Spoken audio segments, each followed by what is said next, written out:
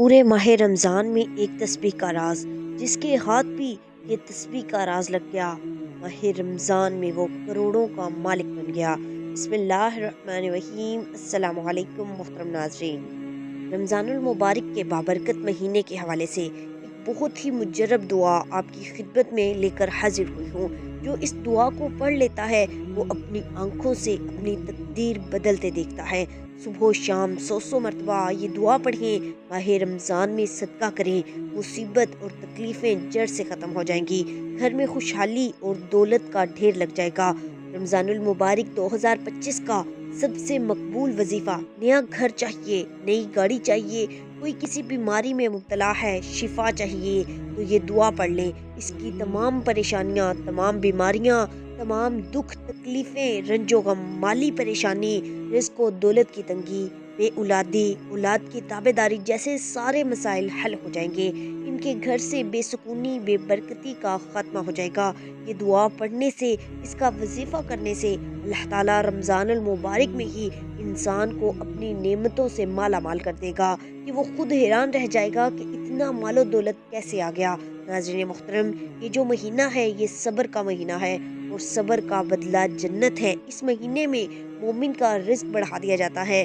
جو شخص کسی روزہ دار کو روزہ افطار کروائے، اس کے لیے گناہوں کی معافی ہے اور آگ سے نجات کا سبب ہوگا، اور اسی روزہ دار کے ثواب کے برابر اس کو ثواب ملے گا۔ رمضان المبارک کے یہ بابرکت دن، نبی کریم صلی اللہ علیہ وسلم رحمت الہی کے اشتہاق میں رمضان المبارک سے پہلے آپ صلی اللہ علیہ وسلم کے ہاں رمضان کے تذکرے ہونا شروع ہو جایا کرتے تھے۔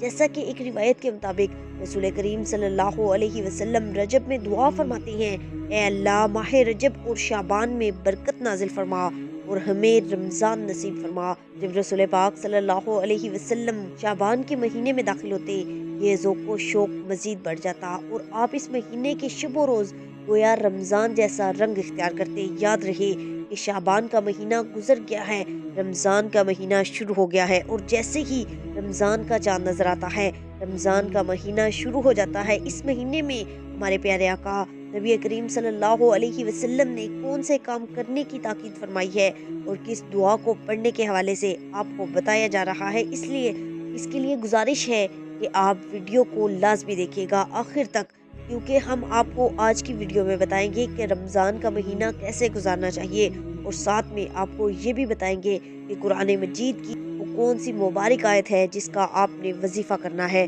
جس سے آپ کے گھر کے حالات ٹھیک ہو جائیں گے، آپ کی ہر طرح کی تنگی دور ہو جائے گی۔ اس بارے میں مکمل تفصیلات جاننے کے لیے ویڈیو کو کاٹ کر یا سکپ کر کے مت دیکھیے گا، کیونکہ یہ بڑی رحمتوں اور برکتوں والا مہینہ ہے۔ اگر ان وظائف کو آپ نے کاٹ کر یا سکپ کر کے دیکھا تو یہ موقع سال بعد آنا ہے، پورا سال پچھتاتے رہیں گے۔ بہتر ہے کہ ویڈیو کو ایک مرتبہ تسلی سے دیکھ لیں، ہر ایک بات، ہر ایک نقطے کو سمجھ لیں، ہمارے بتائے گئے طریقے کے مطابق وظیفے پر عمل کیا جائے۔ اللہ والو، آج کا وظیفہ آپ کی زندگی کی تمام مشکلات اور تمام پریشانیوں کو دور کر دے گا اور آپ کی ہر حاجت کو پورا کر دے گا۔ یہ وظیفہ رزق میں برکت کے لیے بہت ہی مجرب اور مستند ہے، اور جس بھی مقصد کے لیے آپ اس وظیفے کو خلوص دل سے کریں گے اور ان کلمات کو کامل یقین سے پڑھیں گے تو آپ کا مقصد اللہ پاک کے فضل و کرم سے دیکھتے ہی دیکھتے پورا ہو جائے گا۔ یہ کلمات کون سے ہیں اور ان کا وظیفہ آپ نے کیسے کرنا ہے، یہ تمام تر تفصیلات جاننے کے لیے آپ ویڈیو کو سکپ مت کیجیے گا، ویڈیو کو آخر تک ضرور دیکھیے گا۔ ویڈیو میں آگے بڑھنے سے پہلے آپ سے ایک ہی گزارش ہے کہ ویڈیو کو لائک اور شیئر بھی ضرور کر دیجیے۔ اللہ تعالیٰ قرآن کریم میں فرماتا ہے، اے ایمان والو، روزے جس طرح تم سے پہلے لوگوں پر فرض کیے گئے تھے، تم پر بھی فرض کر دیے گئے ہیں تاکہ تم پرہیزگار بن جاؤ۔ رمضان کا مہینہ وہ ہے جس میں قرآن مجید نازل کیا گیا، جو لوگوں کے لیے سراسر ہدایت ہے، اور اس میں لوگوں کی صحیح رہنمائی کی باتیں ہیں اور غلط اور صحیح کو الگ الگ کر دینے والی اور صاف اور واضح باتیں موجود ہیں۔ تو تم میں سے جو کوئی اس مہینے میں موجود ہو وہ اس پورے مہینے کے روزے رکھے۔ حضرت سلیمان فارسی رضی اللہ تعالیٰ عنہ سے روایت ہے کہ ماہ شعبان کی آخری تاریخ کو رسول اللہ صلی اللہ علیہ وسلم نے ہم کو ایک خطبہ دیا۔ اس میں آپ صلی اللہ علیہ وسلم نے فرمایا، اے لوگو، تم پر ایک عظمت اور برکت والا مہینہ سایہ افگن ہو رہا ہے۔ اس مبارک مہینے کی ایک رات شب قدر 1000 مہینوں سے بہتر ہے۔ اس مہینے کے روزے اللہ تعالیٰ نے فرض کیے ہیں اور اس کی راتوں میں بارگاہ خداوندی میں کھڑا ہونے یعنی نماز تراویح پڑھنے کو نفل عبادت مقرر کیا ہے، جس کا بہت بڑا ثواب رکھا ہے۔ جو شخص اس مہینے میں اللہ کی رضا اور اس کا قرب حاصل کرنے کے لیے کوئی غیر فرض عبادت اللہ کی رضا اور ثواب حاصل کرنے کے لیے افطار کروائے تو اس کے لیے گناہوں کی مغفرت اور آتش دوزخ سے آزادی کا ذریعہ ہوگا اور اس کو روزہ دار کے برابر ثواب دیا جائے گا، بغیر اس کے کہ روزہ دار کے ثواب میں کمی کی جائے۔ آپ صلی اللہ علیہ وسلم سے عرض کیا گیا کہ یا رسول اللہ صلی اللہ علیہ وسلم، ہم میں سے ہر ایک کو تو افطار کروانے کا سامان میسر نہیں ہوتا، تو کیا غربا اس عظیم ثواب سے محروم رہیں گے؟ آپ صلی اللہ علیہ وسلم نے فرمایا کہ اللہ تعالیٰ یہ ثواب اس شخص کو بھی دے گا جو دودھ کی تھوڑی سی لسی پر یا صرف پانی ہی کے ایک گھونٹ پر کسی روزہ دار کو روزہ افطار کروا دے۔ اس شخص کو اللہ تعالیٰ میرے حوض یعنی کوثر سے ایسا سیراب کرے گا جس کے بعد اس کو کبھی پیاس ہی نہیں لگے گی تا آن کے وہ جنت میں پہنچ جائے۔ اس کے بعد آپ صلی اللہ علیہ وسلم نے فرمایا جو آدمی اس مہینے میں اپنے غلام و خادم کے کام میں تخفیف اور کمی کر دے گا، اللہ تعالیٰ اس کی مغفرت فرما دے گا اور اس کو دوزخ سے رہائی اور آزادی دے دے گا۔ حضور اکرم صلی اللہ علیہ وسلم نے ارشاد فرمایا کہ رمضان کے 3 اشرے ہوتے ہیں۔ اس کا پہلا اشرہ سراسر رحمت ہے، درمیانہ اشرہ نزول بخشش کا ہے اور آخری اشرہ تو عذاب سے خلاصی کی دستاویز ہے۔ حضرت ابو ہریرہ رضی اللہ تعالیٰ عنہ سے روایت ہے، انہوں نے فرمایا کہ حضور سید الاولین و آخرین رسول برحق صلی اللہ علیہ وسلم نے ارشاد فرمایا جس شخص نے رمضان کے روزے رکھے حالت ایمان میں اور کیفیت احتساب میں، اس کے لیے اس کے پہلے گناہ معاف کر دیے جائیں گے، اور جو شخص رمضان میں عبادات میں مصروف رہے گا حالت ایمان میں اور کیفیت احتساب کے ساتھ، اس کی پچھلی کوتاہیاں معاف کر دی جائیں گی، اور جس شخص نے حالت ایمان اور کیفیت احتساب کے ساتھ شب قدر میں عبادت کی، اس کی گزری کوتاہیاں بخش دی جائیں گی۔ روزہ ایک ایسی عبادت ہے کہ جس کے بارے میں سرکار دو عالم صلی اللہ علیہ وسلم کا ارشاد مبارک ہے کہ اللہ تعالیٰ فرماتا ہے روزہ میرے لیے ہے اور اس کا اجر بھی میں خود ہی دیتا ہوں، یعنی یہ اللہ اور اس کے بندے کا براہ راست معاملہ ہے کہ بندہ اللہ تعالیٰ کے حکم کی بجا آوری میں تمام دن کھانے پینے اور نفسانی خواہشات سے رکا رہتا ہے اور اس کے ان آداب کی پوری پابندی کا خیال و احساس رکھتا ہے اور ان پابندیوں کے مطابق اپنے رات اور دن کو گزارنے کی کاوشیں کرتا ہے، تو یقیناً اللہ تعالیٰ اس کا اجر خود ہی عطا فرماتا ہے۔ ایک اور حدیث مبارکہ میں ارشاد فرمایا روزہ آدمی کے لیے ڈھال کا کام دیتا ہے بشرط یہ کہ وہ اسے پھاڑ نہ دے۔ حضرت ابو ہریرہ رضی اللہ تعالیٰ عنہ سے روایت ہے کہ جب یہ ارشاد فرمایا تو عرض کیا گیا اسے کس طرح پھاڑا جا سکتا ہے؟ ارشاد فرمایا جھوٹ یا غیبت کے ساتھ، یعنی روزے کی حالت میں جھوٹ، غیبت، گالم گلوچ، لڑائی جھگڑا اور دوسری اس طرح کی بری چیزوں بری باتوں سے سختی کے ساتھ ممانعت کی گئی ہے۔ حدیث مبارکہ میں ہے کہ جس کسی نے روزے کی حالت میں بری بات کہنا اور اس پر عمل کرنا نہ چھوڑا تو اللہ کو اس کے بھوکا پیاسا رہنے کی کوئی ضرورت نہیں۔ اگر کوئی روزہ دار روزہ رکھنے کے بعد بھی فسق و فجور، لڑائی جھگڑا، گالم گلوچ، فحش گوئی یا دوسری اسی طرح کی باتوں سے نہیں رکتا تو یہ اس کا روزہ ہی نہیں ہے بلکہ یہ اس کا فاقہ بن جاتا ہے جس کا اللہ تعالیٰ کے احکام کے ساتھ کوئی تعلق نہیں ہے۔ ایک اور حدیث مبارکہ میں ہے کہ روزہ صرف کھانے پینے سے رکنے کا نام نہیں ہے بلکہ روزہ تو لغویات اور بری باتوں سے بچنے کا نام ہے۔ حضرت عبداللہ بن مسعود رضی اللہ تعالیٰ عنہ سے روایت ہے کہ جس کی اعضاء حرام کاموں سے نہیں رکتے اس کو میری خاطر نہ کھانے اور نہ پینے کی کوئی ضرورت نہیں۔ جس طرح زبان کو فحش گوئی، غیبت اور جھوٹ سے بچانا ضروری ہے، اسی طرح انسان کے دوسرے اعضاء ناک، کان، آنکھ، ہاتھ اور پاؤں کو بھی برے افعال سے بچانا ضروری ہے۔ حضرت عبداللہ بن عباس رضی اللہ تعالیٰ عنہ کی بیان کرتا حدیث مبارکہ کے الفاظ کچھ اس طرح ہیں کہ جب رمضان کا مہینہ آتا تو رسول اللہ صلی اللہ علیہ وسلم قیدیوں کو چھوڑ دیتے اور ہر سائل کی مراد پوری کرتے۔ رمضان میں جہاں بہت سی اور برکات اور انعامات ہیں، وہیں مسلمانوں کو دوسرے لوگوں کے ساتھ اچھے رویوں کی بھی تلقین فرمائی گئی ہے، اور نبی کریم صلی اللہ علیہ وسلم نے ایسے عمل مبارک سے بھی اس بات کی طرف توجہ دلائی ہے۔ گویا رمضان کا مہینہ رسول اللہ صلی اللہ علیہ وسلم اس مہینے میں باقی مہینوں کی نسبت بہت زیادہ جود و سخا اور کرم فرماتے۔ دین اسلام میں مسلمانوں کے لیے ہر موقع کے لیے آسانیاں رکھی گئی ہیں، جیسے قرآن مجید میں ارشاد ہوا، ترجمہ: اللہ تعالیٰ تمہارے حق میں آسانی چاہتا ہے، وہ تمہارے حق میں تنگی ہرگز نہیں چاہتا۔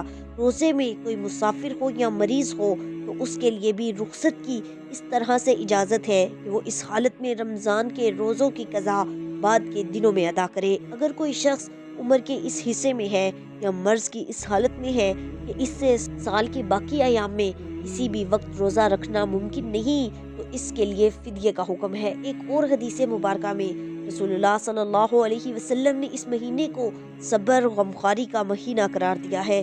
دینی اصطلاحات میں صبر کے معنی اللہ کی رضا کے لیے اپنے نفس کی خواہشوں کو دبانا اور تلخیوں اور ناگواریوں کو برداشت کرنا ہے، جس سے اس کے اندر ان غرباء و مساکین کی ہمدردی کا جذبہ بھی پیدا ہوتا ہے جو ناداری کی وجہ سے فاقوں پر مجبور ہو جاتے ہیں۔ حضرت موسیٰ کلیم اللہ رب ذوالجلال سے ہم کلام ہوتے، زمان و مکان اور راز و نیاز کی باتیں ہوتی۔ ایک دن حضرت موسیٰ علیہ السلام نے اپنے خالق سے سوال کیا کہ اس وقت کائنات میں واحد بندہ ہوں جسے آپ سے بات کرنے کا شرف حاصل ہے، بتائیے یہ اعزاز کسی اور کو بھی نصیب ہوگا؟ خالق کائنات نے ارشاد فرمایا، اے موسیٰ، اس دنیا میں ایک ایسی بھی امت آنے والی ہے جب میرے اور ان بندوں کے درمیان کوئی پردہ حائل نہیں ہوگا۔ حضرت موسیٰ علیہ السلام حیران ہوئے، باری تعالیٰ وہ کیسے؟ اللہ تعالیٰ نے فرمایا، یاد رکھ موسیٰ، تیرے اور میرے درمیان کلام اور ملاقات کی صورت بے شمار پردے حائل ہیں، جبکہ آمدہ امت کے ساتھ یہ معاملہ ہرگز نہیں ہوگا۔ اس پر حضرت موسیٰ علیہ السلام کی حیرت میں مزید اضافہ ہو گیا۔ انہوں نے عرض کیا، اے کائنات کے مالک، بتائیے وہ کون خوش نصیب ہوں گے؟ اللہ تعالیٰ نے ارشاد فرمایا، وہ امت محمدی ہوگی، اور ان میں سے وہ لوگ جو ماہ رمضان کے ایام پا کر صرف میری رضا اور خوشنودی کے لیے روزے رکھیں گے، اور پھر وقت افطار نڈھال جسم، خشک زبان اور منہ کی مہک کے ساتھ جو دعا مانگیں گے میں قبول کروں گا، کیونکہ اس لمحے ان کے اور میرے درمیان کوئی پردہ، کوئی فاصلہ نہ ہوگا۔ روزہ دار کے متعلق اللہ تعالیٰ کا ارشاد ہے کہ روزہ خاص میرے لیے ہے اور میں ہی جس طرح چاہوں گا اس کا اجر و ثواب دوں گا۔ رمضان المبارک خیر و برکت، ہمدردی و اخوت کا مہینہ ہے۔ اس ماہ کی راتوں میں اللہ تعالیٰ کی جانب سے 3 مرتبہ اعلان کیا جاتا ہے کہ کوئی ہے توبہ کرنے والا، میں جس کی توبہ قبول کروں، کوئی ہے مانگنے والا مجھ سے تو میں اس کو دوں، کوئی ہے معافی مانگنے والا کہ میں اس کو معاف کر دوں۔ اگر کوئی مسلمان عشرہ مغفرت میں اپنے پچھلے تمام کبیرہ گناہوں سے سچے دل سے توبہ کر لے تو اس کے صغیرہ گناہ روزے کی برکت سے معاف فرما دیے جاتے ہیں، اور کبیرہ گناہ توبہ سے معاف کر دیے جاتے ہیں، اور وہ شخص پھر گناہوں سے ایسے پاک ہو جاتا ہے جیسے اس کی ماں نے اسے ابھی جنم دیا ہو۔ اور جو شخص اس مہینے میں اپنے غلام پر نوکری کے بوجھ کو ہلکا کر دے گا، اللہ تعالیٰ اس کی مغفرت فرما دے گا، آگ سے آزادی عطا فرمائے گا۔ اس مہینے میں 4 چیزوں کی کثرت کیا کرو، جن میں سے 2 چیزیں اللہ کی رضا کے لیے ہیں، اور 2 چیزیں ایسی ہیں جن سے تم اپنے رب کو راضی کر لو۔ 2 چیزیں جن سے تم اپنے رب کو راضی کرو وہ کلمہ طیبہ اور استغفار کی کثرت ہے، اور 2 چیزیں یہ ہیں کہ جنت کی طلب کرو اور جہنم کی آگ سے پناہ مانگو۔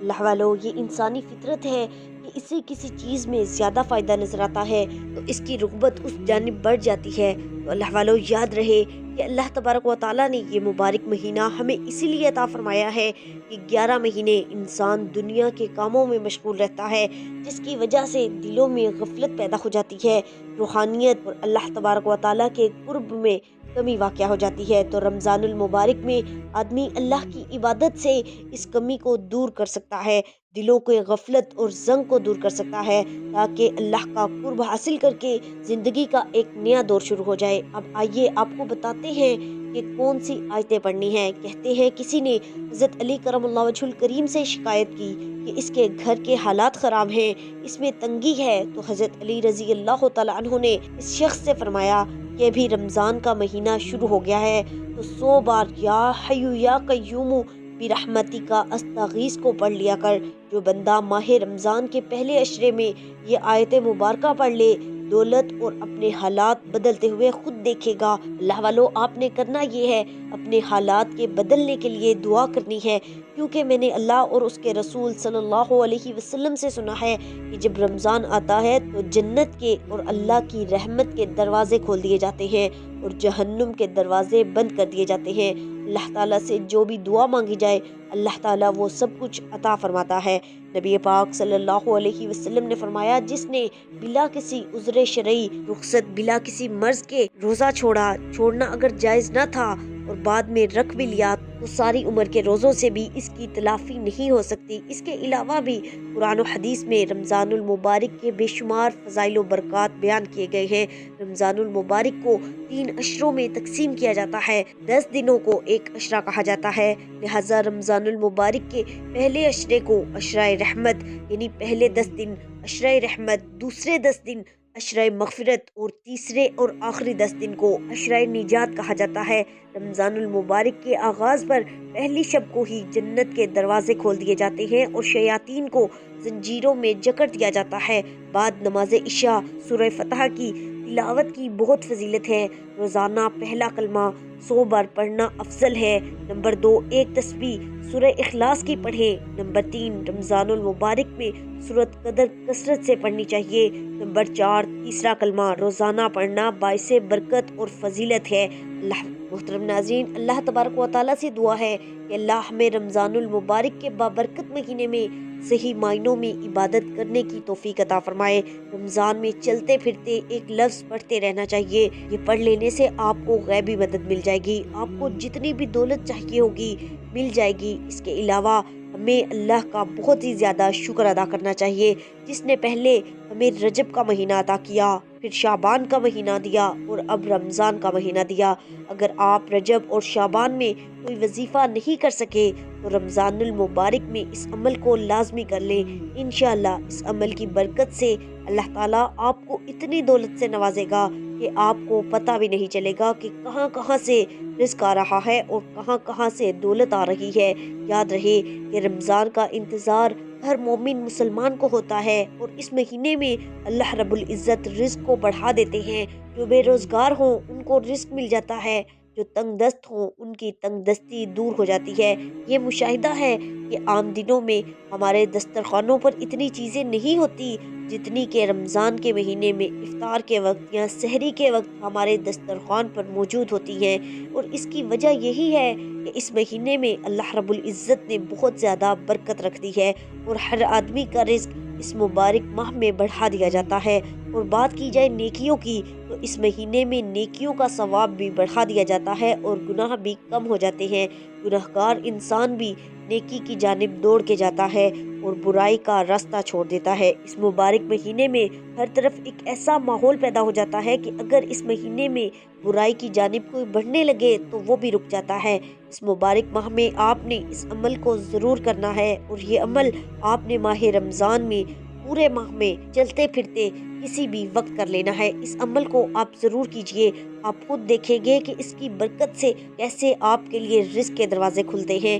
یہ ایک تسبیح کا عمل ہے، لیکن ایسا لاجواب عمل ہے کہ اس کے اثرات دیکھ کر آپ کو اس کی طاقت کا اندازہ خود ہی ہو جائے گا۔ اللہ والو، اس مہینے میں اللہ تبارک و تعالیٰ نے قرآن پاک کو نازل فرمایا ہے، اور اس مہینے میں وہ مبارک رات موجود ہے جس رات میں قرآن پاک اتارا گیا۔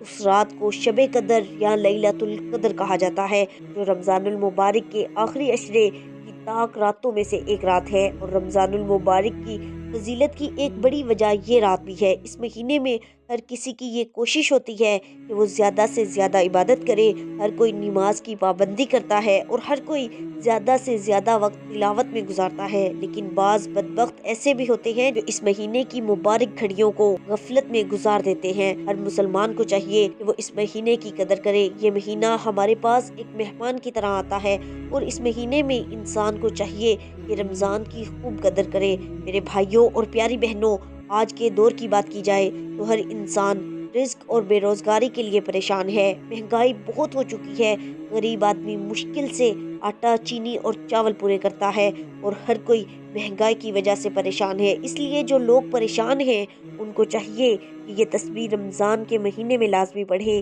رمضان میں اس عمل کو شروع کر لیں اور پھر پورا مہینہ آپ نے یہ عمل کرنا ہے۔ اس کی برکت سے آپ کو اتنا رزق ملے گا کہ آپ کو اپنے سر پر اٹھانا پڑے گا۔ یہ عمل بہت ہی مجرب عمل ہے، آپ نے اس عمل کو لازمی کرنا ہے اور اس عمل کو آپ نے ضائع نہیں کرنا۔ انشاءاللہ آپ کو رزق اور روزگار کی کبھی تنگی نہیں ہوگی، آپ پر پورا سال رزق کے دروازے کھلتے چلے جائیں گے۔ یاد رہے کہ اللہ جسے چاہتا ہے بے حساب رزق عطا فرماتا ہے، اس لیے آپ نے بھی اللہ رب العزت سے خوب مانگنا ہے۔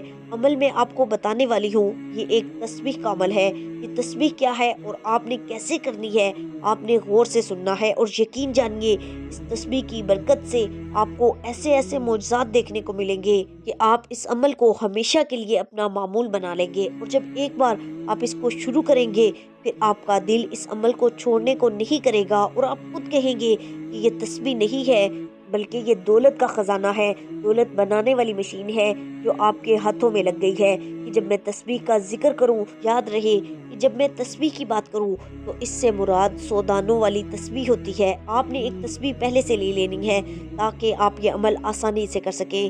یہ اللہ رب العزت کے ایک صفاتی نام کا عمل ہے اور ساتھ میں قرآن کریم کا ایک کلمہ بھی ہے۔ اس عمل کے اثرات، اس کے معجزات آپ اپنی آنکھوں سے دیکھیں گے۔ آپ نے یہ عمل یکسوئی والی جگہ پر بیٹھ کر کرنا ہے۔ عمل کا طریقہ یہ ہے، آپ نے تسبیح کے ہر دانے پر یہ کلمات پڑھنے ہیں، یا رزاقو اللہ الصمد یا رزاقو۔ آپ نے اس کو پڑھنا کیسے ہے، یہ بات زیادہ قابل غور ہے۔ یا رزاقو اللہ الصمد یا رزاقو، ایک بار ہو گیا۔ یا رزاقو اللہ الصمد یا رزاقو، دو بار ہو گیا۔ یا رزاقو اللہ الصمد یا رزاقو، تین بار ہو گیا۔ آپ نے اسی طرح پڑھنا ہے۔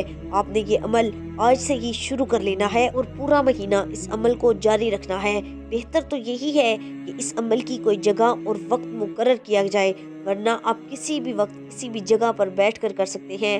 آپ یہ چلتے پھرتے تسبیح پڑھ لیں، اس عمل کی برکت سے آپ کی پریشانیاں دور ہوتی چلی جائیں گی، آپ پر رزق کی ایسی بارش ہوگی آپ کو سمجھ نہیں آئے گی کہ دولت، یہ رزق کہاں سے آ رہا ہے، اور آپ انشاءاللہ اس عمل کی برکت کی وجہ سے اس عمل کو جاری رکھیں گے۔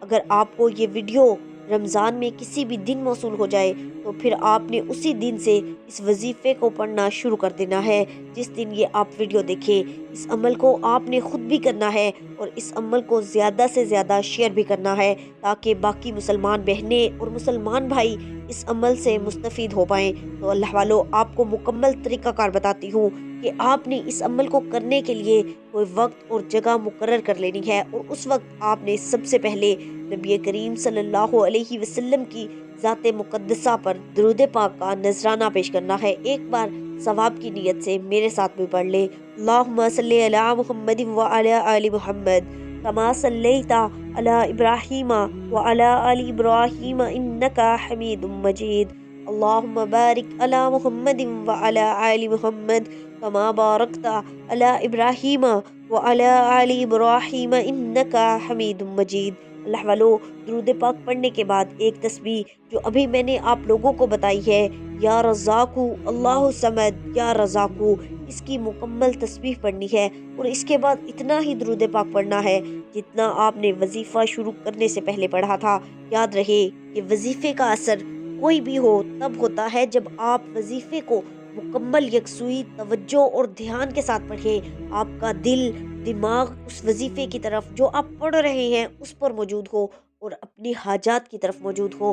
پھر آپ نے وظیفے کو مکمل کرنے کے بعد، درود پاک پڑھنے کے بعد رو رو کر اللہ تبارک و تعالیٰ سے دعا کرنی ہے، التجا کرنی ہے۔ ہم لوگ کرتے کیا ہیں، وظیفہ پڑھ لیا، 1 منٹ کی دعا کی اور بس بات ختم۔ نہیں، یہ وظیفہ کرنے کے بعد اجرت لینے کا وقت آتا ہے جس میں ہم اجلت برتتے ہیں تو ہمیں کامیابی نہیں ملتی۔ پھر ہم کہتے ہیں کہ وظائف اثر نہیں کرتے۔ جب ہم رب سے مانگیں گے نہیں تو وہ ہمیں کیسے عطا کرے گا؟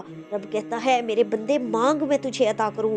جب رب خود کہہ رہا ہے کہ مانگ میرے بندے، تجھے کیا چاہیے، تو پھر ہم بغیر مانگے اٹھ جائیں تو پھر کامیابی ہمارا مقدر کیسے ہوگی؟ اللہ والو، آپ نے وظیفے کو مکمل کرنے کے بعد خوب رو رو کر، گڑ گڑا کر پہلے اپنے گناہوں کی معافی مانگنی ہے، کیونکہ ہمارے یہ گناہ ہماری دعاؤں کی قبولیت میں رکاوٹ بنتے ہیں۔ گناہوں سے توبہ کرنے کے بعد، سچی توبہ کرنے کے بعد آپ اپنے مقصد کی، اپنی حاجت کی رب سے دعا کریں۔ انشاءاللہ میرا رب آپ کو ضرور نوازے گا انشاءاللہ۔ امید کرتی ہوں آپ کو آج کے وظیفے کی سمجھ آ گئی ہوگی۔ اگر نہیں آئی تو کمنٹ سیکشن میں پوچھیں، میں آپ کے ہر سوال کا جواب دوں گی۔ ملتے ہیں اگلی ویڈیو میں، تب تک کے لیے اللہ حافظ۔